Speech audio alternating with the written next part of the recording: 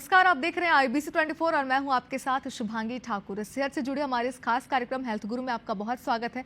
आज के हमारे एपिसोड में हम बात करेंगे फिटल मेडिसिन की, जिसे आमतौर पर भ्रूण चिकित्सा भी कहा जाता है। फिटल मेडिसिन गर्भावस्था के दौरान भ्रूण यानी कि गर्भ में पल रहे बच्चे के स्वास्थ्य की निगरानी, निदान और उपचार से संबंधित एक चिकित्सा का क्षेत्र है।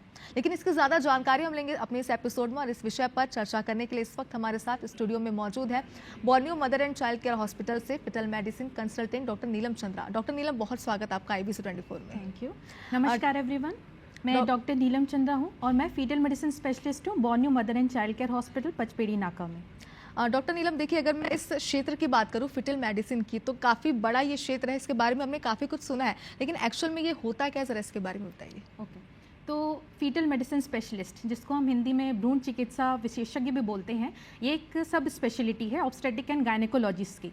तो हम गायनेकोलॉजी में PG करते हैं 3 साल और उसके बाद 2 साल की एक्स्ट्रा पढ़ाई होती है, फेलोशिप होती है फीटल मेडिसिन में, और हम फीटल मेडिसिन स्पेशलिस्ट बनते हैं। तो हम करते क्या हैं, जैसे गायनेकोलॉजिस्ट 9 महीने मदर का ध्यान रखती है प्रेगनेंसी में, उसी तरह फीटल मेडिसिन स्पेशलिस्ट 9 महीने के दौरान गर्भ में जब पल रहे बच्चा है, फीटस जिसको हम कहते हैं, उसकी निगरानी करते हैं, उसके स्वास्थ्य की निगरानी करते हैं सोनोग्राफी के माध्यम से। डॉक्टर नीलम, फिटल मेडिसिन अगर कंसल्टेंट की मैं बात करूँ तो इनका रोल क्या होता है इसमें? तो जैसे गायनेकोलॉजिस्ट माँ का ध्यान रख रही है, वैसे ही जो गर्भ में पल रहा है बच्चा है, उसकी भी हेल्थ बहुत इंपॉर्टेंट होती है। तो हम समय समय पर सोनोग्राफी करके देखते हैं कि उस मंथ के हिसाब से बच्चे की ग्रोथ प्रॉपर हो रही है या नहीं, और उसमें कोई डिफेक्ट तो नहीं है। तो हम अर्ली डिटेक्शन करते हैं और टाइमली उसका रिजोल्यूशन या निदान कर सकते हैं। डॉक्टर नीलम, हमने सुना है कि जब ये ट्रीटमेंट चल रहा होता है उस दौरान कई बार स्कैन किए जाते हैं। कौन कौन से वो स्कैन होते हैं और कब कब किए जाते हैं? तो हम बहुत बार प्रेगनेंसी में स्कैन्स करते हैं। तो जो सबसे पहला स्कैन आता है वो होता है जब मदर अपनी पीरियड्स मिस करते हैं, उसके 15 डेज़ के बाद, जो कि अराउंड 6 वीक्स होता है। तो उस समय जो बच्चा होता है वो दाल के साइज़ का होता है। तो पहला जो इस स्कैन का इम्पोर्टेंस यही होता है कि बच्चा अपनी सही जगह पे बना है नहीं, यानी गर्भ के अंदर है कि नहीं, क्योंकि आपने सुना होगा एक एक्टोपिक प्रेगनेंसी नाम की चीज़ होती है जिसमें बच्चा गर्भ के अंदर ना बन के बाहर ट्यूब्स या ओवरीज में बन गया होता है। तो ये क्या होता है, मदर के लिए लाइफ थ्रेटनिंग कंडीशन होती है। अगर हम इसको अर्ली डिटेक्ट कर लेते हैं तो इसको हम मेडिसिन से ही ट्रीट कर सकते हैं। अगर लेट डिटेक्शन हुआ तो इसके लिए सर्जरी लगती है। तो अगर अर्ली डिटेक्शन किया तो मेडिसिन से इसका निदान कर सकते हैं। दूसरा चीज़ होता है कि अगर सही जगह पे बनी है तो बच्चे की हार्ट बीट आई है कि नहीं। तो ये बहुत अमेजिंग मोमेंट होता है पेरेंट्स के लिए, अपने बच्चे की हार्ट बीट को पहली बार सुनना। तीसरा होता है कि गर्भ में पल रहा बच्चा सिंगल है या मल्टीपल है, ट्विंस है, ट्रिपलेट है, क्योंकि आज IVF ट्रीटमेंट बहुत बढ़ चुका है। तो ये आजकल मल्टीपल प्रेगनेंसीज बहुत कॉमन हो गई है। अब अगर ये 6 to 8 वीक्स जो अर्ली प्रेगनेंसी स्कैन है, इस पर अगर सब कुछ सही है तो जो हमारा दूसरा स्कैन आता है वो तीसरे महीने के राउंड होता है, जो कि NT-NB स्कैन होता है। ये बहुत ही ज़्यादा इंपॉर्टेंट स्कैन होता है और इसको किसी भी प्रेग्नेंट मदर को मिस नहीं करना चाहिए। तो पहले के टाइम पे ये माना जाता था कि जो 35 के ऊपर की महिलाएं हैं वही इस स्कैन को कराएंगी, और जो कम एज की महिलाएं हैं, जो मदर हैं, उनको ये ज़रूरत नहीं है, पर ऐसा नहीं है। तो ये स्कैन सभी को कराना है। तो इस स्कैन के बहुत सारे फ़ायदे हैं। मैं पहले शुरू करती हूँ। इसको हम NT-NB स्कैन बोलते हैं। तो और इसमें हम बच्चे की नाक की हड्डी और गले के पीछे का पानी देखते हैं। और ये स्क्रीनिंग होता है बच्चे में होने वाले genetic syndrome, specially down syndrome जो आपने सुना होगा, बहुत कॉमन होता है, जो कि मंदबुद्धि बच्चे होते हैं। बिल्कुल डॉक्टर नीलम, देखिए, आपने जैसे कि बताया, हमने इतना तो समझा है कि मेडिकल साइंस ने बहुत ज़्यादा तरक्की की है, और कुछ चीज़ें आपने मिथ हमें बताया। जैसे आपने कहा कि कम उम्र की जो महिलाएं होती हैं उनकी ज़रूरत नहीं होती, बल्कि ऐसा नहीं है, इसकी ज़रूरत सभी को होती है। डॉक्टर नीलम, लेकिन एक बात ये भी कि सोनोग्राफी जो है वो कंपलसरी, हमने सुना है कि कहा जाता है कि होता ही है। तो इससे क्या बॉडी फिटनेस को कोई नुकसान होता है? बिल्कुल नहीं। तो ये एब्सोल्युटली सेफ होती है प्रेगनेंसी में। ये जो आप और मैं बातें कर रहे हैं, दीज आर साउंड वेव्स, है ना। तो यही हाई फ्रिक्वेंसी में यूज़ होती है जिससे हम बच्चे को स्कैन करते हैं, और ये रेडिएशन नहीं होती। अभी आप बोलेंगे एक्सरे अभी भी बच्चों के लिए बैन है, मतलब एक्सरे हम प्रेग्नेंट मदर में नहीं कर सकते। पर अल्ट्रासोनोग्राफी, अगर कोई हाई रिस्क प्रेगनेंसी है और उसमें हमें डेली भी सोनोग्राफी करने की ज़रूरत पड़ रही है, तो भी कोई चिंता की बात नहीं है, हम स्कैन आराम से कर सकते हैं, और ये सेफ होती है प्रेगनेंसी में।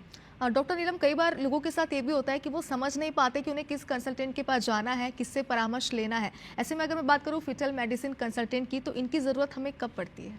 तो पहले ऐसा मानते थे, गायनेकोलॉजिस्ट ही स्कैन किया करते थे, और बच्चे में अगर कोई उनको खराबी लग रही है, कोई डिफेक्ट लग रहा है, या बच्चा समय के हिसाब से छोटा लग रहा है या सही से ग्रो करते हुए नहीं दिख रहा है, तब वो फीटल मेडिसिन स्पेशलिस्ट के पास भेजते थे। लेकिन आज के टाइम पे जहाँ पे कपल एक बच्चे के लिए ही जाना चाह रहे हैं और उनका अल्टीमेट एम ये होता है कि हमें एक हेल्दी बच्चा चाहिए करके। तो आपके इस सपने को पूरा करने के लिए हम हर स्टेप पे आपके साथ आपकी 9 मंथ्स की प्रेगनेंसी में चलते हैं और समय समय पे स्कैन करके ये निगरानी रखते रहते हैं कि बच्चा सही से ग्रो कर रहा है। डॉक्टर नीलम, डायग्नोस्टिक टेस्ट के बारे में हमने काफ़ी कुछ सुना, लेकिन ये टेस्ट होता क्या है, कैसे किया जाता है और इसके प्रॉफिट क्या होते हैं? हाँ, तो डायग्नोस्टिक टेस्ट जैसे मैंने आपको बताया, एंटी स्कैन एक तरह का स्क्रीनिंग टेस्ट है और उसके साथ डबल मार्कर करके भी एक स्पेशल ब्लड टेस्ट होती है। ये सारी स्क्रीनिंग टेस्ट होती हैं। स्कैन बेसिकली बच्चे को हम स्क्रीन कर रहे हैं कि इसमें कल को जेनेटिक प्रॉब्लम होने के चांसेस क्या है। ये whether it is low risk, अगर लो रिस्क है तो हमें कोई भी चिंता की बात नहीं है, मगर अगर हाई रिस्क है तो इन केसेस में हमें डायग्नोस्टिक टेस्ट की ज़रूरत पड़ती है। तो डायग्नोस्टिक टेस्ट कई तरीके के होते हैं। तो जो पहला होता है, अगर तीसरे महीने, जैसे मैंने एंटी स्कैन की बात की, अगर उसमें बच्चा हाई रिस्क आता है तो उस समय एक कोरियोनिक विलस सैम्पलिंग करके एक टेस्ट होता है, डायग्नोस्टिक टेस्ट, निडल टेस्ट बोलते हैं। इसमें हम क्या करते हैं, यूट्रस यानी गर्भाशय के अंदर प्लासेंटा, जिसको हम हिंदी में फूल कहते हैं, उसमें हम निडल डाल के एक छोटा सा टिश्यू निकालते हैं। और अगर मान लीजिए बच्चा 16 हफ्ते यानी चौथे महीने में है तो बच्चे के अराउंड जो पानी होता है, amniotic फ्लूइड, उसको हम निडल से निकालते हैं और amniocentesis बोलते हैं। दोनों ही टेस्ट में हम बच्चे के सेल्स को डायरेक्टली ऑब्टेन कर रहे हैं और उन्हें हम टेस्टिंग के लिए भेजते हैं। मतलब बच्चे की डायरेक्ट जेनेटिक मटेरियल हमें मिल रही है, तो हमें बच्चे का ट्रू जेनेटिक मेकअप पता लग जाता है और हम 100% श्योर हो जाते हैं कि बच्चे में कल को जेनेटिक सिंड्रोम होने के चांसेस हैं या बच्चा नॉर्मल है। और हम कपल को एश्योर कर सकते हैं कि वो आराम से अपनी प्रेगनेंसी आगे कंटिन्यू कर सकते हैं अगर बच्चा नॉर्मल है, और अगर एब नॉर्मल है तो वो डिसीजन ले सकते हैं कि वो इस प्रेगनेंसी को यहीं टर्मिनेट करना चाहते हैं क्या। और डॉक्टर नीलम, इसका प्रोसेस काफ़ी लंबा होता है जैसा आपने मुझे बताया, लेकिन जांच के दौरान अगर फीटस में एबनॉर्मलिटी मिलती है तो इससे आप लोग कैसे ट्रीट करते हैं? अगर किसी प्रकार की कुछ असामान्यताएं मिलती हैं तो उसे कैसे ट्रीट किया जाता है? हाँ, तो जो आप एबनॉर्मलिटीज़ बोल रहे हैं ये दो चीज़ों में होती है। एक होती है मार्कर्स। मार्कर्स ये चीज़ें होती हैं जो फीटस में हमको दिखाई देती हैं जब हम स्कैन कर रहे होते हैं, तो ये जस्ट इंडिकेट करती है कि इस बच्चे में ज़्यादा चांसेस हैं कि इसमें कल जेनेटिक प्रॉब्लम हो सकती है। अगर ये, तो इन केसेस में हमको टेस्ट लगाना होता है और हमें पता लग जाता है, डायग्नोस्टिक टेस्ट। दूसरा होता है डिफेक्ट, कि बच्चे की बनावट में ही विकार है। तो डिफेक्ट भी दो तरीके के होते हैं। एक होता है इनकम्पैटिबल विथ लाइफ, मतलब बच्चा जब बॉर्न होगा तो ये सर्वाइव नहीं कर पाएगा अगर इस डिफेक्ट के साथ बच्चा पैदा हो गया तो। दूसरा डिफेक्ट होता है जो मल्टीपल सर्जरीज से ट्रीट किया जा सकता है। तो इसमें हम मल्टीडिसिप्लिनरी अप्रोच लेते हैं, मतलब हम सर्जन, पीडियाट्रिक सर्जन, इन सब को इन्वॉल्व करते हैं, पेरेंट्स को लेते हैं, गायनेकोलॉजिस्ट को लेते हैं, फीटल मेडिसिन को लेते हैं, और हम एक कंबाइंड अप्रोच लेते हैं कि कल को बच्चा जब पैदा होगा इसको कितनी सर्जरीज लगेंगी और ये बच्चे का आउटकम कैसा रहेगा, उसकी लाइफस्टाइल कैसे रहेगी पैदा होने के बाद, सर्जरी के बाद। डॉक्टर नीलम, डॉपलर स्कैन के बारे में हमने काफ़ी कुछ सुना है, जिसे आमतौर पर डॉपलर अल्ट्रासाउंड भी कहा जाता है। ये कब किया जाता है, कैसे किया जाता है और एक्चुअल में ये होता क्या है? हाँ, तो जैसे हमने बोला कि आपकी जो मतलब पहली स्कैन हो गई, तीसरे महीने की एंटी स्कैन हो गई, एनॉमली स्कैन हो गया जिसमें हमने देख लिया कि बच्चे की बनावट में कोई भी विकार नहीं, सब कुछ सही चल रहा है। तो अब 7वें महीने से यानी 28 वीक्स ऑफ प्रेगनेंसी के अराउंड डॉपलर स्कैन चालू होते हैं। ये स्कैन इस टाइम पे इसलिए चालू किया जाता है कि 7 मंथ के अराउंड बच्चे की रिक्वायरमेंट डबल हो जाती है। तो डबल होने से क्या, मान लीजिए कल को बच्चे को 1 रोटी की ज़रूरत थी तो 7 मंथ से उसको डबल रोटी की ज़रूरत पड़ जाती है, 2 चपाती की ज़रूरत है। और इन केस मतलब मदर की बॉडी ये चीज़ सप्लाई नहीं कर पा रही है तो हम बाहर से कुछ सप्लीमेंट्स दे सकते हैं। और इस लाइक आज का टाइम है जहाँ पे हर वुमेन करियर ओरिएंटेड हैं, बहुत काम करती है, 10-10 घंटे अपनी सीट्स पे बैठे रहती हैं, इनको अपनी न्यूट्रिशन का ख्याल नहीं होता है। तो अगर माँ कमज़ोर रहेगी तो बच्चा भी ऑब्वियसली कमज़ोर ही रहेगा। तो इन समय पे कुछ चीज़ें डेवलप होती हैं, जैसे कि फीटल ग्रोथ रिस्ट्रिक्शन एक है। तो इन केसेस में हमें क्या है कि और जल्दी मॉनिटरिंग की ज़रूरत पड़ती है, क्योंकि हमारा अल्टीमेट एम ये होता है कि बच्चे को हमको 37 वीक्स टर्म डिलीवरी, अगर 37 वीक्स तक बच्चा पहुंच गया तो उसे हम टर्म बेबी मानते हैं। और उन केसेस में बच्चे को डिलीवरी के बाद भी NICU की ज़रूरत नहीं पड़ती है। तो हमारा यही टारगेट रहता है कि बच्चा पैदा होने के बाद NICU ना जाए, क्योंकि एक दिन जो यूट्रस के अंदर, वो माँ के गर्भ के अंदर का जो स्टे है वो इक्विवेलेंट होता है 4 दिन of 4 days of NICU stay. तो हमारा टारगेट ये रहता है कि हम उनको फ्रिक्वेंटली मॉनिटर करके, और जब भी हमें ऐसा लगता है कि अब बच्चे को गर्भ के अंदर रखना सही नहीं है, इससे उसको नुकसान ही होगा, हम उस टाइम पे गायनेकोलॉजिस्ट को इन्फॉर्म करते हैं और डिलीवरी का प्लान कर सकते हैं। डॉक्टर नीलम, किन प्रेग्नेंट वुमेन्स को मेडिसिन स्पेशलिस्ट की ज़रूरत पड़ती है और इसी टाइम पे स्कैन करने की ज़रूरत होती है? तो जो स्पेशल केसेस हैं जिनको ज़रूर से फीटल मेडिसिन का राय लेनी चाहिए, उसमें ये है कि जो मदर जिनके पहले प्रेगनेंसी में कोई प्रॉब्लम रही हो या पहले बच्चे में कोई जेनेटिक डिफेक्ट रहा हो, या जो मदर्स हैं जो मेडिकल इलनेस से सफ़र कर रही हैं, लाइक उनको हाइपरटेंशन है, डायबिटीज़ है, एपिलेप्सी हो गया, तो इन सब में जो मेडिकेशंस चलती हैं वो होती हैं काफ़ी टेराटोजेनिक होती है, जो कि फीटल डिफेक्ट करा सकती हैं। तो इन केसेस में बच्चे को कंसीव करने प्लान करने के पहले ही मतलब इनको होना चाहिए कि फीटल मेडिसिन से मिले और ये सेफ मेडिसिन में शिफ्ट हो जाए। और दूसरा हो गया, इन केस इन मदर्स ने कंसीव कर लिया है तो हम स्कैन के द्वारा अर्ली डिटेक्शन कर सकते हैं, जो प्रॉब्लम पहले बच्चे में है वो कहीं इस बच्चे में भी तो रिपीट नहीं हो रही है, और हम टाइमली इंटरवेंशन कर सकते हैं। डॉक्टर नीलम, आपने बहुत सारे केसेस देखे हैं, अलग अलग केसेस आपने ट्रीट किए हैं और बहुत लंबा एक्सपीरियंस आपको है, इसलिए एक बार ये भी आपसे जानना चाहते हैं कि क्योंकि आपने कई पेशेंट देखे हैं, तो एज अ कंसल्टेंट आपकी एम क्या होता है? क्या आप चाहते हैं कि किस तरीके से आप ट्रीट करें और कैसे अपने मरीज़ को आप लोग एक हेल्दी बेबी के लिए ट्रीट करते हैं? तो हर मदर का ये ड्रीम होता है कि उनकी जो प्रेगनेंसी है वो विदाउट कॉम्प्लिकेशंस चले और एट द एंड उनके हाथ में एक हेल्दी बेबी आए। तो इस केस में हम उनके कदम से कदम मिला के चलते हैं फीटल मेडिसिन, और उनके ड्रीम को पूरा करने में हेल्प करते हैं। डॉक्टर नीलम, बच्चे का वेट आप लोग कैसे देखते हैं फीटल मेडिसिन के दौरान? तो इसमें लाइक हम जब स्कैन कर रहे होते हैं तो उसमें ऑलरेडी एक सॉफ्टवेयर फीड किया होता है। तो इसमें हम क्या करते हैं, बच्चे की हेड की सर्कमफेरेंस, जो पेट की सर्कमफेरेंस, थाई बोन मतलब जो जांग की हड्डी होती है, इनके हम तीनों के मेजरमेंट लेते हैं और इसको सॉफ्टवेयर में फीड करते हैं, फिर वो हमें अपने आप बच्चे का वजन दे देता है। डॉक्टर नीलम, देखिए, क्योंकि अगर मैं बात करूं छत्तीसगढ़ की, तो क्या आपको ऐसा लगता है कि यहाँ पर फीटल मेडिसिन को लेकर लोगों में जागरूकता अच्छे से है या फिर होनी चाहिए? अभी धीरे धीरे, क्योंकि फीटल मेडिसिन एक न्यू ब्रांच ही है, इसे आए हुए ज़्यादा टाइम नहीं हुआ है, मतलब मैं बोल सकती हूँ 11 से 12 साल ही हुए हैं, और अभी भी हमारे रायपुर में ज़्यादा लोग इस ब्रांच के हैं नहीं, फीटल मेडिसिन स्पेशलिस्ट, और लोगों में जागरूकता भी नहीं है। पर धीरे धीरे ये गायनेकोलॉजिस्ट के थ्रू ही ये जागरूकता फैल रही है कि अपनी प्रेगनेंसी के लिए, कि स्कैन्स के लिए, वो स्पेशली एंटी एनोमली के लिए तो फीटल मेडिसिन के पास ही जाएं। डॉक्टर नीलम, देखिए, इस वक्त आप हमारे साथ मौजूद हैं, हमारे कई सारे दर्शक हमारे साथ इस वक्त जुड़े हैं, ज़रा उन्हें बताइए कि इनकी इंपॉर्टेंस क्या है फीटल मेडिसिन की। तो हमारे छत्तीसगढ़ वासियों के लिए एक स्पेशल मैसेज है मेरा, कि जो हमारा छत्तीसगढ़ बेल्ट है, यहाँ पे क्या क्षत्रिय, कुर्मी, साहू और इन सब लोगों में ये सिकल सेल और थैलेसीमिया की जो डिजीज़ है ये बहुत कॉमन है। मतलब बहुत सारे लोग, मतलब बोलना चाहिए, अगर 3% मैं बोलूँ तो उसमें से एक कैरियर निकलेगा। तो जो एक टेस्ट होता है, HB इलेक्ट्रोफोरेसिस टेस्ट होती है, गायनेकोलॉजिस्ट जब प्रेग्नेंट महिला में कराया जाता है तो उन्हें पता ही नहीं होता है करके, और उन्हें पता चलता है कि ये तो हम तो कैरियर है करके। अब दूसरा होता है कि हम स्पाउस को यानी हस्बैंड को भी टेस्ट करते हैं, अब वो भी कैरियर निकल जाता है। तो इन केसेस में क्या होता है, 25% रिस्क होता है कि बच्चे में मेजर डिजीज़ हो सकता है। मेजर डिजीज़ मतलब ऐसा हो सकता है कि हर महीने बच्चे को बॉर्न होने के बाद ब्लड चढ़ाना पड़े, ब्लड ट्रांसफ्यूजन्स की ज़रूरत। तो इन 25% केसेस में हमारा रोल आता है। हम जब बच्चा गर्भ में ही है, निडल टेस्ट के द्वारा बोलना चाहिए, जब वो जो कोरियोनिक विलर सैम्पलिंग है उसके थ्रू हम पहले ही 3 महीने में ही पता लगा सकते हैं कि कल को बच्चा ऐसा होने वाला तो नहीं है, और पेरेंट्स फिर डिसीजन ले सकते हैं कि उनको ये बच्चा कंटिन्यू करना है, प्रेगनेंसी कंटिन्यू करनी है या यहीं पे ख़त्म करनी है। डॉक्टर नीलम, कई बार ये होता है कि प्रेगनेंसी के दौरान बहुत सारे चैलेंजेस रहते हैं, बहुत सारे कॉम्प्लिकेशंस रहते हैं। इस दौरान फीटल मेडिसिन की क्या भूमिका होती है, कि इस दौरान कितनी इंपॉर्टेंस होती है और कैसे ये काम करता है? हाँ, तो जैसे हम मान लीजिए कि मेरे पास आते हैं पेशेंट्स बाहर से स्कैन करा के कि एंटी स्कैन हुआ और उसमें ये बताया गया, एंटी स्कैन डबल मार्कर, कि बच्चा हाई रिस्क आया हुआ है, तो अब क्या करना है इनमें, इनकी क्वेश्चन ये रहते हैं। तो इन जगहों पे हम डायग्नोस्टिक टेस्ट, हम क्या हेल्प करते हैं इनकी, कि हम इनको 100% बता के देते हैं कि निडल टेस्ट के द्वारा हम बच्चे को टेस्ट कर लेते हैं, प्लेसेंटा से छोटा सा टिश्यू निकाल के, और हम बता देते हैं कि हाँ ये बच्चा एक्चुअली में अफेक्टेड है या नॉर्मल रहेगा। तो इन केसेस में हम इंपॉर्टेंट रोल निभाते हैं। और जैसे मैंने सिकल सेल का बताया, इन केसेस में भी हमारा बहुत इंपॉर्टेंट रोल है। और तीसरा चीज़ हो गया, कभी कभी जैसे आते हैं कि डायबिटिक महिला है या फिर हाइपरटेंशन है, तो इन केसेस में क्या होता है, बच्चे को बहुत सारे ग्रोथ रेस्ट्रिक्शन और क्या बोलते हैं, हार्ट डिफेक्ट्स, ये सब होने के चांसेस रहते हैं। तो हम स्पेशलाइज टेस्ट भी करते हैं अराउंड 24 वीक्स ऑफ प्रेगनेंसी, कि 5वें महीने के अराउंड अगर लोग मुझसे पूछते हैं कि बच्चा कितना बड़ा होता है, तो लाइक आपके एक पाम का साइज़ का होता है बच्चा, और उसके अंदर दिल आप बोलेंगे तो एक बादाम के साइज़ का।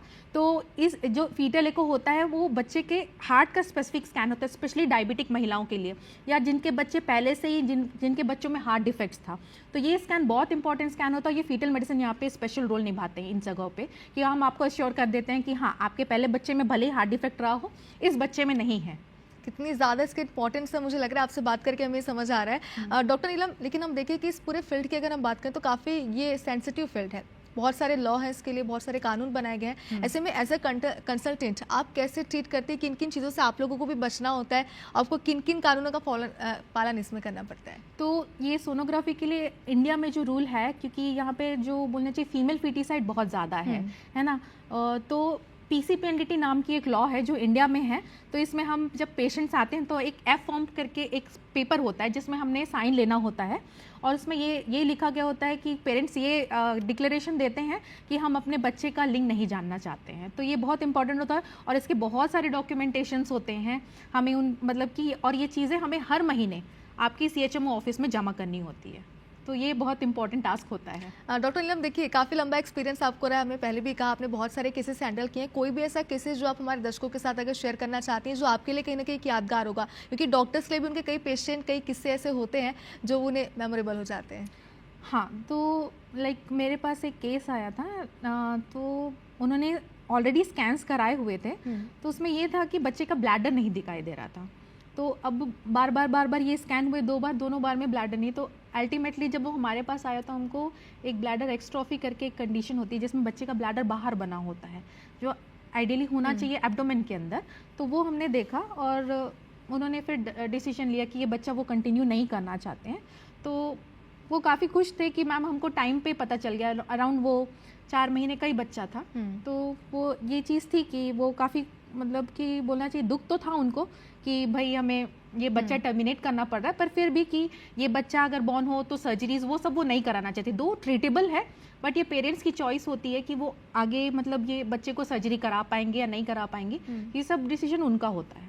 तो वो उनकी उसके अकॉर्डिंग हमने मतलब सही किया था कि उस समय पे बता दिया और उन्होंने टाइमली डिसीजन ले लिया। बिल्कुल। डॉक्टर नीलम, देखिए आपने पहले भी जेनेटिक एडवाइस को लेकर के बहुत सारी बातें हमसे की है, ऐसे में कितनी इंपॉर्टेंस है फिटल मेडिसिन में ये?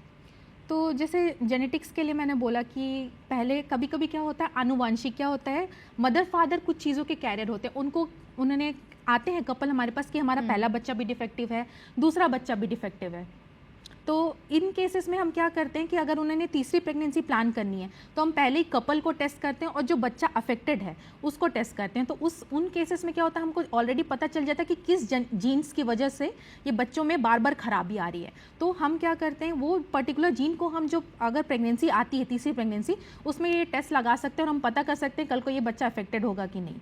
और जैसे सिकल सेल के बारे में हमने पता कर लिया और बस ऐसे ही टेस्ट लगाते हैं। डॉक्टर नीलम, अब तक आपने एज अ कंसल्टेंट बहुत सारी बातें हमसे की है, लेकिन अगर मैं पेरेंट्स की नज़र से देखना चाहूँ तो फिटल मेडिसिन में पेरेंट्स को मेंटली किन किन चीज़ों के लिए प्रिपेयर रहना चाहिए?